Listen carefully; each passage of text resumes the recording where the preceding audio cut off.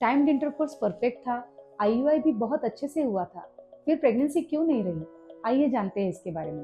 Hi, I am doctor Rashmi Bhamre, your gynaecologist and fertility expert. IUI या timed intercourse timing में होने के बावजूद भी जब स्पर्म पेशेंट के अंदर या यूट्रस की कैविटी के अंदर जाता है तो बहुत सारे चेंजेस और प्रोसेसेस में से जाता है।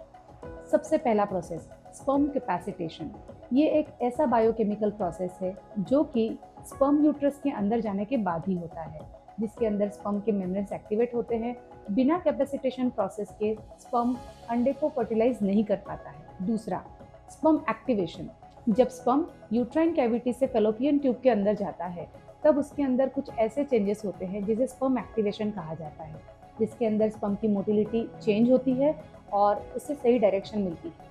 Sperm activation and sperm capacitation, ये दोनों भी प्रोसेस स्पर्म को फर्टिलाइजेशन करने के लिए कैपेबल बनाते हैं। स्पर्म कैपेसिटेशन और स्पर्म एक्टिवेशन कई बार नहीं हो पाता है क्योंकि विटामिन की कमी के कारण, कभी ऑक्सीडेटिव स्ट्रेस इंजुरी के कारण या डीएनए फ्रेगमेंटेशन के कारण। Third step, acrosome reaction. हर अंडे के ऊपर एक कवच होता है जिसे ज़ोना पेलुसिडा कहा जाता है। स्पर्म के हेड के ऊपर एक कुपी होती है जहां से एक एंजाइम या द्रव निकलता है जिसके कारण ये ज़ोना को छेदने में कामयाब होता है। इस चीज़ को एक्रोसोम रिएक्शन कहा जाता है। यदि स्पर्म में कुछ फंक्शन डिफेक्ट है तो स्पर्म अंडे के पास पहुंचने के बावजूद उसे छेद नहीं पाता और फेल्योर ऑफ एक्रोसोम रिएक्शन के कारण भी फर्टिलाइजेशन नहीं होता है।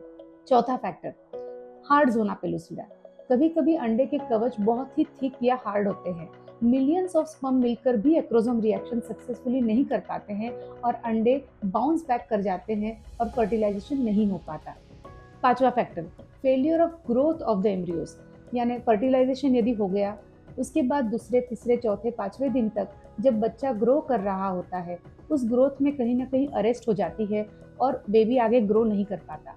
इसके कारण होते हैं poor egg sperm compatibility, chromosomal या genetic defect in the sperm या egg mitochondrial dysfunctions. Sixth factor, हम सब जानते हैं कि बेबी 3 से 4 दिन तक ट्यूब में ही रहता है।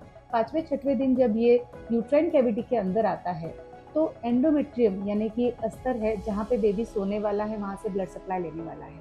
सो इम्प्लांटेशन के वक्त यदि एंडोमेट्रियम थिन है, उसका ब्लड सप्लाई कम है, या हमारा एंडोमेट्रियम इम्प्लांटेशन विंडो के अंदर नहीं है, या माँ के साइड से कुछ इम्यून या हार्मोनल फैक्टर है जिसके कारण एंडोमेट्रियम की रिसेप्टिविटी अच्छी नहीं है, तभी भी बना हुआ अच्छा एम्ब्रियो भी इम्प्लांट नहीं हो पाता।